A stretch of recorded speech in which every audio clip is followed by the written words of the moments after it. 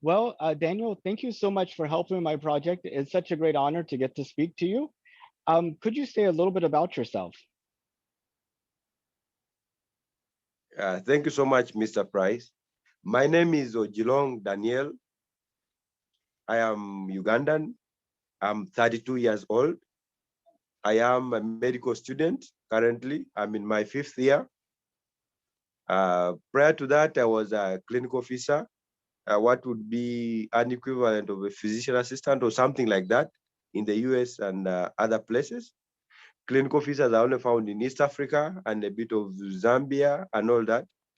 So we have a diploma training. So I worked in that capacity from 2011 up to 2016 when I joined medical school. Had it not been for COVID, I would have written my last exam this May. I am so passionate about medical research. I have a few published articles. I am passionate about space. I have read quite a lot about it, despite me being far away from that. But most importantly, I am passionate about the earth, because this is, like I put in my application, it's the only home we have so far. And it's quite delicate because, the sun provides us with all the heat and all that thing. But during the day, you feel like you're going to burn to hell. But when the sun is the other side of the earth, you notice how delicate this planet is and you appreciate the need to protect it. So, yes, that's a little bit about myself. So to go into your first question that you asked me about, uh, whether I was aware that NASA is going to send people to the moon in 2024. Yes, I have been aware about that. Since the Apollo program closed, nobody has set foot on the moon except the 12 men who did that.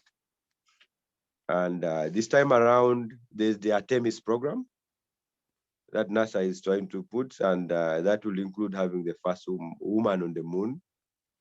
And then I also became aware that Yusaku Maezawa had already paid for tickets, pay from SpaceX.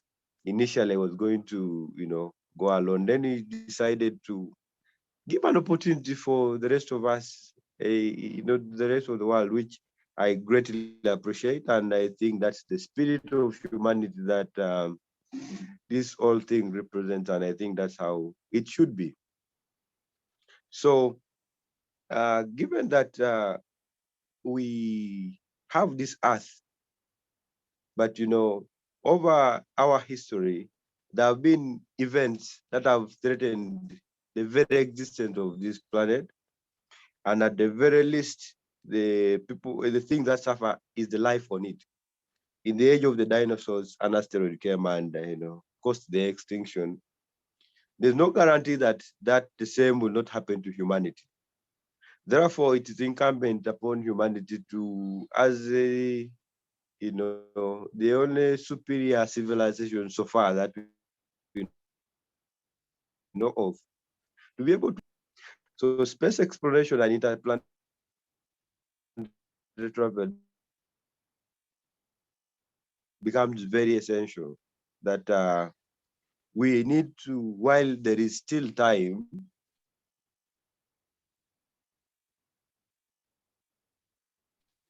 as much as we take time to, that will enable us as a species, so that the nearest, of course, being Mars and being a terrestrial planet, we can find something atmosphere for millions of years so far. So, but also when we, go to that, I always like to equate it to the vantage point of God, where you look down on the earth, much the same way like the pale blue dot picture from the Voyager time can, make you realize, oh, the thing's not big after all. And, it's just as delicate as anything else.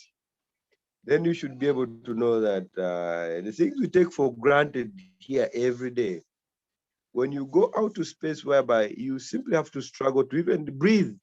Most of the time we take everything for granted. You walk around, laugh, breathe, drink water. But once people appreciate that the very thing we take for granted can only exist here, we learn to appreciate them more. So it shouldn't only be a few people going out to space. It should be everybody, and especially people with the means to make decisions that affect this planet. Currently, under President Trump, the US, the biggest economy so far, and also one of the greatest contributors of greenhouse gases, pulled out of the Paris Climate Accord, which for me was very disastrous. And I'm very glad President Biden has rejoined this accord and seems to work into the thing. You know, it is history, if anything, has taught us it is dangerous to ignore science, because science is not perfect. It has its flaws, but so far it's the only best tool that we have for guaranteeing our longevity as humans, but also it will come in to guarantee our longevity as a species to avoid a cataclysmic extinction. So space travel and space tourism becomes essential so that one, people can be able to not only go to new places, it's like going to another home. You will think, okay, the grass is always green at the other side, but when you go the other side and appreciate it, you learn to value even what you had that you're taking for granted. And that is the thing that I would want to have an opportunity to experience personal as a person, but most importantly to have talking points so that when tomorrow I may assume a certain state of influence, so that I'm able to, tell people that, you see, yes, as much as we are planning to, become an interplanetary species, but we need a base. We need something to call home. And this is something that shouldn't be taken for granted, because for millions of years to come, this may be the only planet. But if we make it so hot, higher chances are that it's going to become like Mars. And then we'll have raw data from Mars, not simply what the space probes like the current, uh, Perseverance has done and the opportunity before it. We'll have physical people who have been there, who are able to testify and show us the real information that, you see, to live on Mars, we have to do A, B, C, D. Even generating air that we take for granted here is difficult. Therefore, people, our numbers, our 7 billion, by then there will be many. Let's make it central that this planet has sustained us. Let's keep it as well. So that is my passion. Then, if space travel became very cheap, would I go?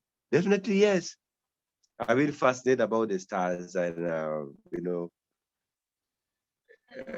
read about Voyager, read about the moon, and it is a nice thing to do. And a few people have signed. There was a one-way trip to Mars. If that opportunity comes, I will gladly be on it. I mean, what's there to lose? If you stay there, you still die anyway. Why not die on another planet? So yes, And that thank is you. awesome. I really appreciate that. You mentioned something kind of interesting. You said you think everybody needs to go to space, especially those with power and influence. And right now, the United Nations building is in New York City in the United States, and the people that are meeting there are kind of uh, surrounded by normal and everyday things. And there's nothing around them other than a whole bunch of flags and other delegates from other countries to make them think globally. But what if at some point it becomes possible for people to go into orbit just as easily as we could travel around the world in an airplane? We actually have the United Nations Space Station. So you have all the delegates meeting in orbit with the Earth below them, and constantly on their mind is the Earth. I was wondering what you thought about an idea like that. That would be something so special. Sometimes they sit down there in those cozy little offices, and then if someone says we need to ban nuclear weapons, for example, because they're going to be dangerous for everybody, you know, not many of them are scientists. And, for scientific facts, you need to have a very vivid imagination to extrapolate some of these things. So if a certain nation is talking about banning nuclear weapons, for example, one can sit down and say, okay, I live in India, for example. I could be far from the blast radius if, for example, North Korea sends a missile to the US. But If you are seated way above there in the space station, then you look down, and then in between your thumb, they tell you, that the equivalent of your thumb when you transpose it to the earth, that is the whole area that covers the United States, Africa, and the rest. Then you're going to start to think, wait a minute. So this thing is not as big as I imagine it to be. So regardless of whatever I think, what happens in one side of corner may not affect me, it eventually comes to me as well. That would be a good thing. And you see, the scientists are marginalized. I am sorry. You see, with the current pandemic, despite Dr. Fauci talking with facts, with scientific facts, the people who are making decisions at the White House totally ignored most of these facts and even make him look a villain because of it. So if these people with power do not have that real-time experience of the dangers that their decisions can, subject the earth and then the people who are living in it, and therefore deriving sustenance in it for thousands or millions of years, then it's not going to be easy for them to, to take decisions that are really pragmatic and evidence-based. Sometimes our scientific facts get buried down in so many pages and so many equations that are not they don't have patience to read through these. Even when someone comes and interprets them, they feel they are biased or maybe trying to prove a certain point and affecting profitability. President Trump, President Bolsonaro in Brazil are prioritizing profits over the real threat that we face. For example, the Amazon, it's the world's lungs. I mean, it's the only forest that's left. The Congo forest is being pillaged every day. So we would expect these leaders to be able to appreciate these things in real time, so that when the scientist is telling them this can happen and they should be in this situation. And that idea is so good. And we should do, I pray science is able to, instead of sending astronauts who already know what goes into space, they should start bit by bit and take this. I hope the training for this is not so rigorous that some of these old men may not be fit to fly there. I hope we'll be able to, as a scientist, develop means that make it easier for even the older presidents and older decision makers to be able to safely go to space, be able to experience the things, and then we're able to have that. But in the long run, it would be important that the young people who will eventually ascend into leadership at one point have this experience, so that by the time they get these positions, they have something to back, to look back to. So our high school students, our university students should be offered opportunities, and we don't need to wait until maybe SpaceX or, it can even begin now. Get a student in high school. In 10, 20 years, you'll have, across the world, had maybe 10 or 15 people who have gone to space. These people will eventually achieve certain status in their life, or maybe join leadership. When it comes to their time in their generation to make decisions, they have had these experiences. Otherwise, if we continue talking, it will only be a few people. The usual statement is preaching to the converted, and we're leaving to the others. So it should start now, and that should be possible. And also, SpaceX has this supersonic travel, whereby go to space and then shoot down and shorten travel. In addition to making travel shorter, that would be another avenue. Whereas if people are shooting to space, the little time they have to look down on Earth. And that is going to be the easiest avenue for having so many people have access to space, because, as you travel to your destination, you shot into space. As you come to your destination 30 minutes or 1 hour later, you're able to appreciate, I have been there. And I also hope the real space travel becomes cheaper. I hope with the progress of science, and SpaceX has done a good deal with this. Mr. Jeff Bezos and Blue Origin are doing the same. Mr. Richard Branson with Virgin Galactic are doing the same. I hope this pay off so that, it cuts the cost down, because currently that's a prohibitive measure, which prevents many nations to engage in this science on their own. It's only, China, India, and the rest who can be able to do this. So it's a good thing, sir. Yeah, and you mentioned SpaceX and talked a little bit about what they're developing with the Starship. I mean, this capacity to essentially take people from one place in the world to any other place in the world in like 30 minutes or about that time. I mean, I think you and I could have talked in person if we had that capability. I could have, you could have flown here, or I could have flown there. We could have had the interview and then be back before the end of the day. How magical that would be.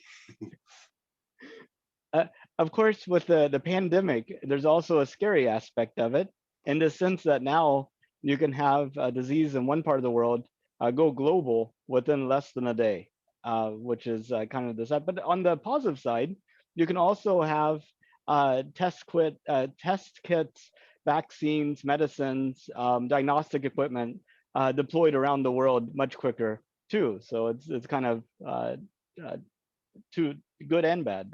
Ex- Exactly, exactly. And besides, I don't think we even have to worry about that anyway. The current pandemic is a good case study because despite lack of supersonic travel, I mean, we last traveled supersonic during the time of Concord. Despite lack of supersonic travel currently, the COVID-19 pandemic has been able to spread everywhere all the same. So, I mean, it doesn't, space travel will not be blamed for anything like that. But like you said, it instead has the other positive aspect that, these kids that take a lot of time and, you go through the Suez Canal and one big ship blocks that and everybody gets affected. You will not have to worry about that. So that's the whole lessons about it. And you can only say that there's only the positive things that are going to come out of this.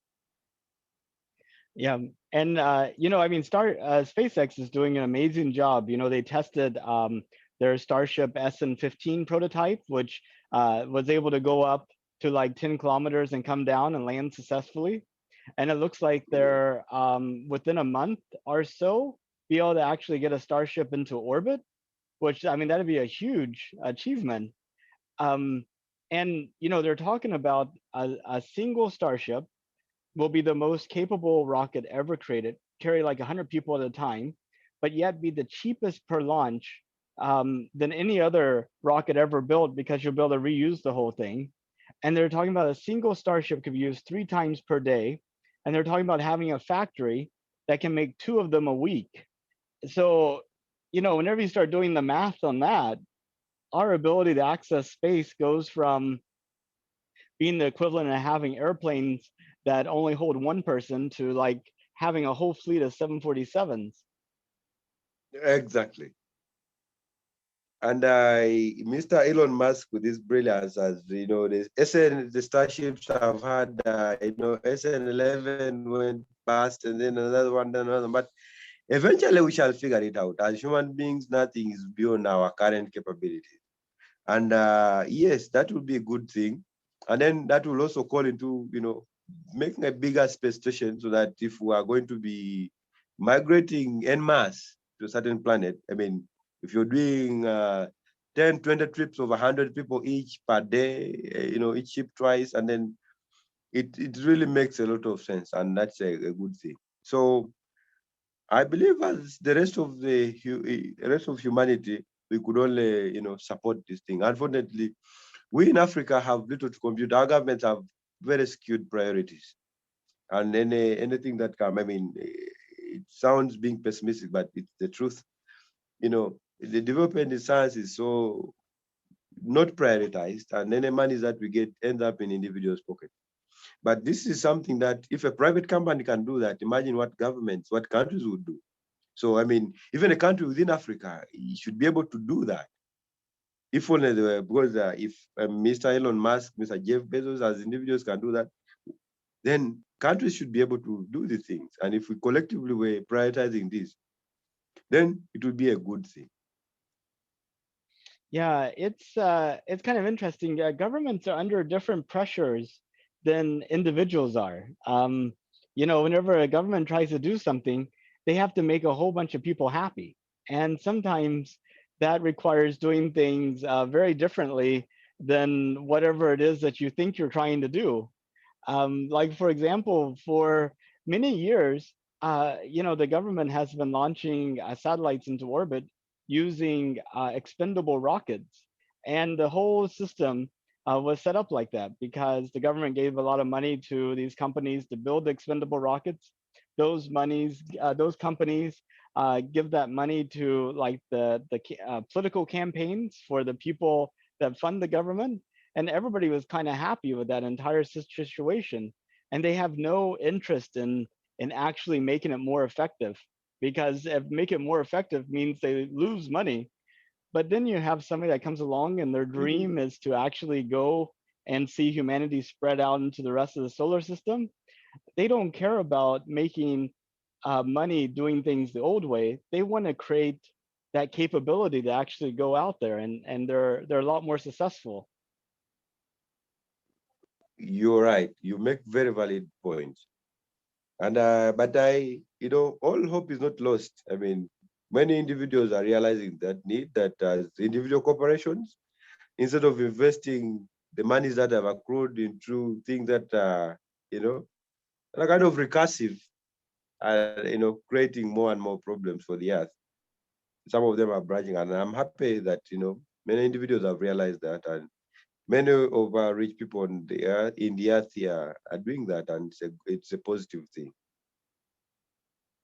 Absolutely. And well, I see this as a time capsule for people to look at how humanity was thinking before we take those steps again on a new world for the first time since 1972.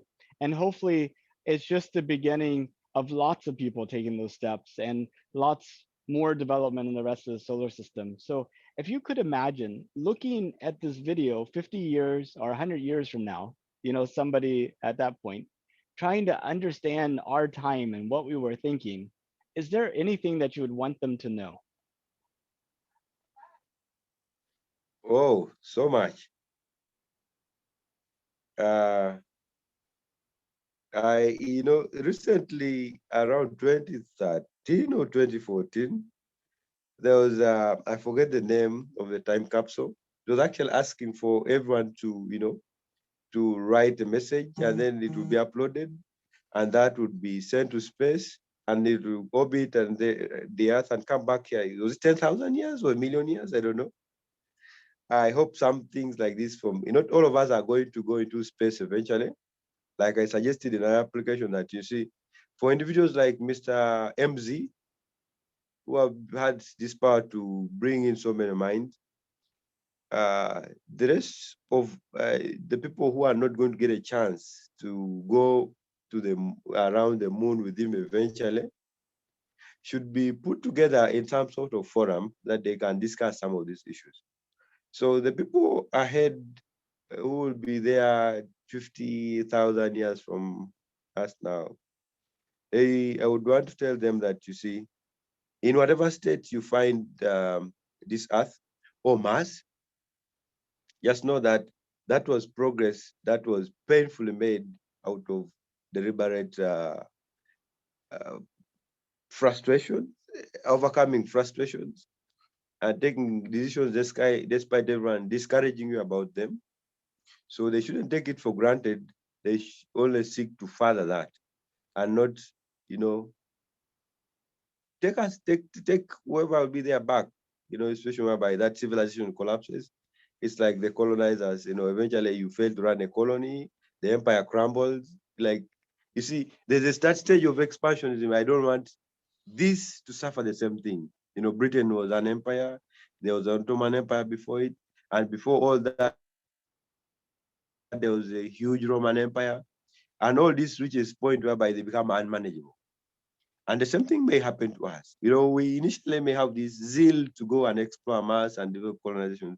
Then eventually we self-implode and like these empires. So they should be aware of that any progress will have to be maintained. And that maintenance is not automatic. It has to be deliberate. The actions will determine whether it stays so, moves forward, or regresses. So that is something I would like them to know, that we have done our part, both in building this thing, taking it forward, but also destroying it. Let them learn from our successes and avoid the mistakes of this generation and the generations before it. And that's the only sure way to progress. Otherwise, it will be like taking one step forward, two, three, five backwards, and it will just be running around the treadmill. Well, this is the classic challenge with each generation, that the knowledge from the previous generation is not perfectly passed on to the next generation, and that the experience of each generation is very different. You have people that are born in very difficult situations, and they have to become strong and behave in a certain way in order to survive those. And their wish is to make it easier for the next generation, and they succeed in making it easier for the next generation, which then grows up in an easy lifestyle. They don't become strong, and they don't know what it takes to maintain their world, and then uh, you know the world falls apart, only to repeat the whole cycle again. You make very valid arguments. And currently, that's what rich parents suffer. I mean, what makes them to overcome these hurdles is the challenges that they went through. But we know we grow up and protect our children from that, not knowing that's exactly what made us. Our children grow up in wealth and comfort, and then when you die, that's the end of the wealth. And exactly the same thing happened. So, yes, you're right. And it's something that we need to be very deliberate about and pass on to the next generation that you see. Whatever you see here is a result of ABCD. And therefore, whatever perks that you enjoy from these should not be taken for granted. We have to be deliberate about that. It's just like, like Mr. Bill Gates said, okay, my child will only get this percentage of my wealth. Because if you give them $100 billion, what are they going to do with it? I mean, they're going to blow it away. So, but we can develop the same approach with the next generation by being very deliberate about it and say, okay, now we have worked to this point, and this is the good thing about this. However, if this is not maintained, this is what's like to happen. And I hope we not only pass the good thing that we have done to the next generation, but also the bad. And in my opinion, the bad even have to be so much detailed than the good, because that's the only time people will be able to read them and understand what exactly it is. Unfortunately, we always want to pass good things about ourselves. It's like, if you're given to make a pitch about yourself, you're not going to talk about the good things about you. I mean, go and forget to tell them that, okay, I am, short tempered, and because you think that's going to make you stand less chance of being recruited. But for people to know that there are bad things that come out due to inaction or very reckless decisions, we need to teach them these things. Yeah, unfortunately, some lessons can only be learned through experience. Um, Exactly. and whenever the experience occurs naturally, the lesson is just learned as a natural thing. And whenever the experience is created artificially, the lesson is not learned in the same way. So it creates an almost impossible situation, You're right. because you could imagine rich people sending their children away to live in very difficult situations. And those Yes. children, instead of learning to be strong and accept their situation and how to thrive in it, only develop a sense of resentment, wondering why are they having to suffer when nobody else does. Uh, so it's like a difficult thing. Yeah, but if history has taught us anything, the all hope is not lost. You are aware of the story of the Buddha, The one having of grown up. where the this person says, if your son sees somebody that's sick or somebody that's dying or somebody that's old, he's going to want to go and uh, that will change his life, and he won't want to actually be a prince. I think it's something like that. Yes, his father decided that, my life is bad as it is. My son should never see any negative thing about life. Mm. So made him grow up in a palace, being pampered. It was not, it made him think that all was well out there.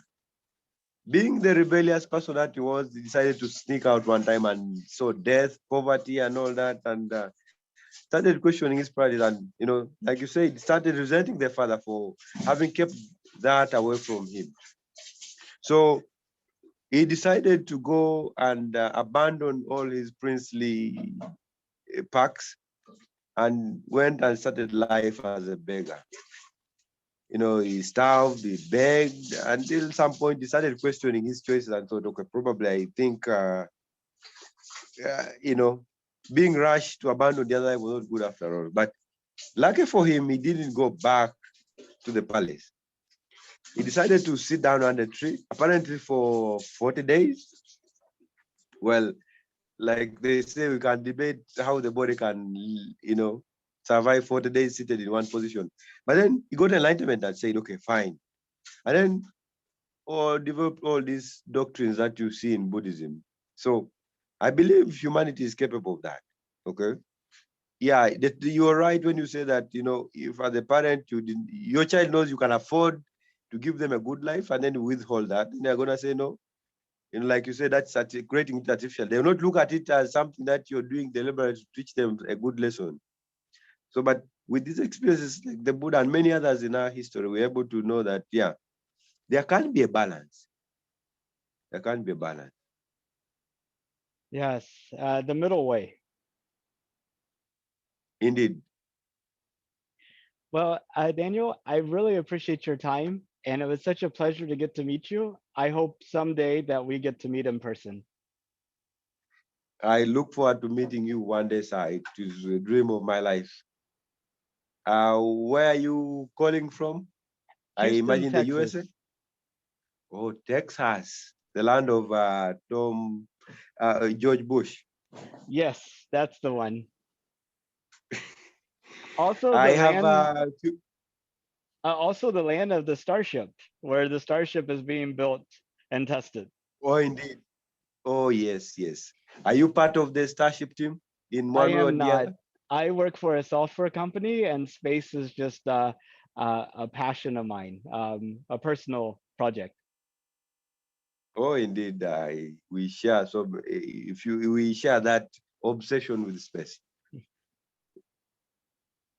Absolutely. I envision a day when people can look up at the night star and look at a little dot and say, "Oh, that's Earth way over there. That's where humanity started from." Indeed. And with these smaller steps, like Armstrong said, they seem small now, but it did leaps for humanity. So someday that's going to be possible too.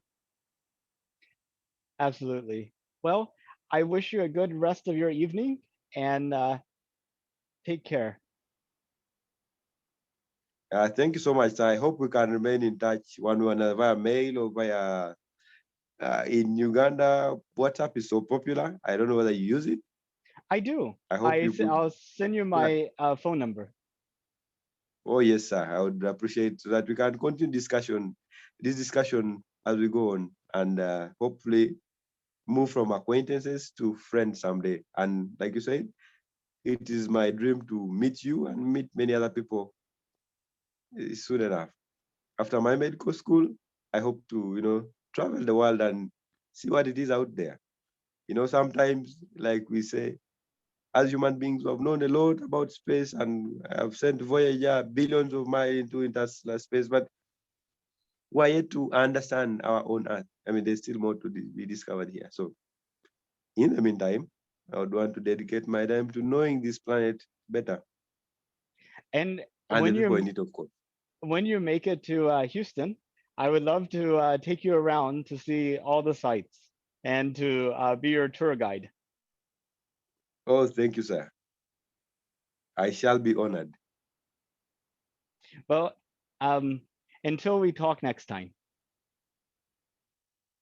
Thank you, sir. Thank you for your time. Bye bye. Bye bye.